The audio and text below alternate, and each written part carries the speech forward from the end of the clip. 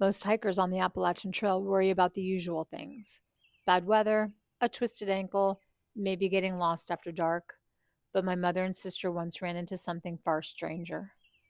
Two boys came running down the trail screaming that a naked man with a bow and arrow was waiting at the summit of Blood Mountain.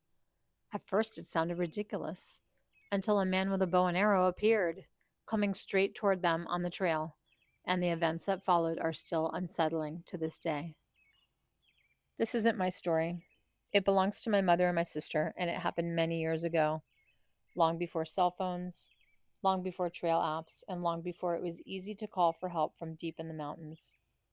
My mother has since passed on, but before she did, she and my sister would still talk about that hike sometimes, always quietly, the way people do when they're not completely sure what they experienced, only that something about it wasn't right.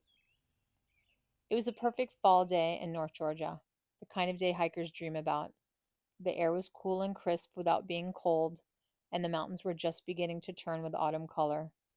Red and orange leaves flickered through the tall hardwood trees like little flames in the sunlight. My mother and sister had decided to hike a portion of the Appalachian Trail using the Byron Herbert Reese approach, climbing up toward the summit of Blood Mountain. It was supposed to be a peaceful day outdoors, the kind of hike you remember for the views at the top and the quiet satisfaction of making it there. The trail began easily. They talked as they walked, enjoying the steady rhythm of boots against the dirt trail. Sunlight filtered through the branches above them, and the forest was alive with the gentle sounds of wind in the leaves and distant birds calling somewhere deeper in the woods. For a while, everything felt calm, normal. Then they encountered two boys on the trail, maybe middle school age. The boys were practically running up the mountain, laughing, flushed, and breathless from the climb. My mother and sister stepped aside to let them pass. The boys rushed by with the kind of boundless energy kids seem to have on a trail, barely slowing down. And just like that, they disappeared around the next bend. My mother and sister continued their climb, thinking nothing of it. As they got closer to the summit, the trail began to change. The easy incline faded into steep, rocky switchbacks that zigzagged sharply up the side of the mountain. The trees grew thinner. The forest opened up. The ground became uneven and covered with loose stones. Now the hike demanded more focus, careful footing, steady breathing, one step at a time. Then they heard it. Footsteps. Running. Fast. Too fast for that steep trail. Suddenly the same two boys came tearing back around the bend. But this time they weren't laughing. They were screaming. Real screaming. Their faces were pale, their eyes wide with fear. One of them shouted as they rushed past, "There's a naked man with a bow and arrow at the top." The words hung in the air. Strange. Unbelievable. Almost absurd. My mother and sister tried to stop them. They told the boys to slow down, to calm down, to walk with them. Safety in numbers. But panic had already taken over. The boys kept running. Within seconds, they were gone, disappearing down the trail and back into the trees. And suddenly, the mountain felt very quiet. Too quiet. For a moment, neither of them spoke. Then they saw him. A figure appeared on the trail above them, coming around the rocky switchback, walking quickly downhill. A man, and in his hands, a bow and arrow. He was fully clothed, but he was moving fast, faster than most hikers would risk on that steep, rocky terrain.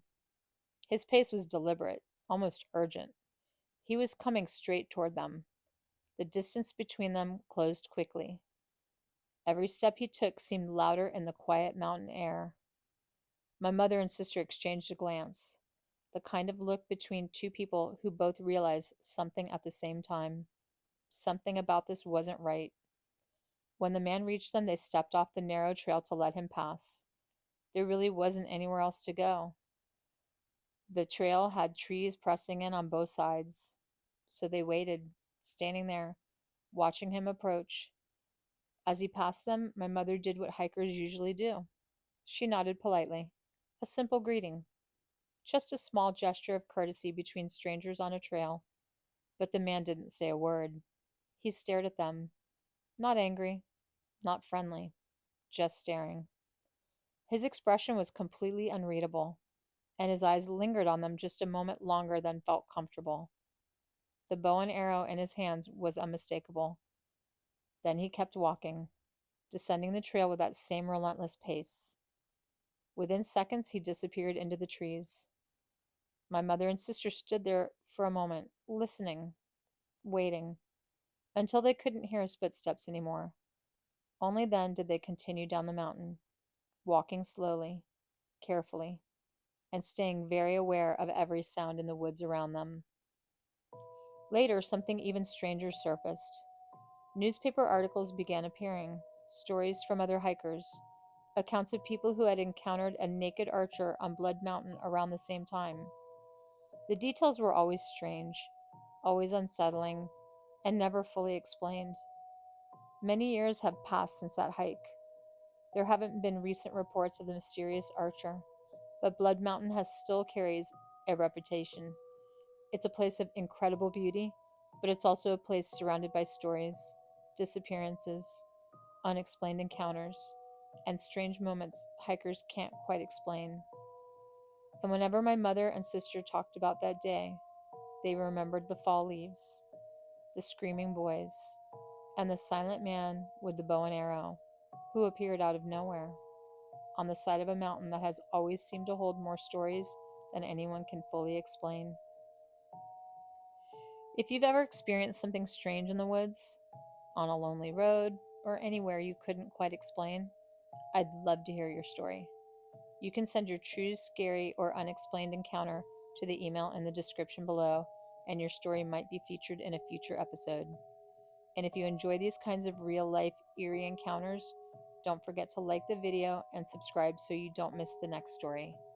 Until next time, stay curious, stay aware, and if you ever find yourself hiking in a quiet mountain trail, you might want to keep an eye on the path ahead, because sometimes you're not the only one out there.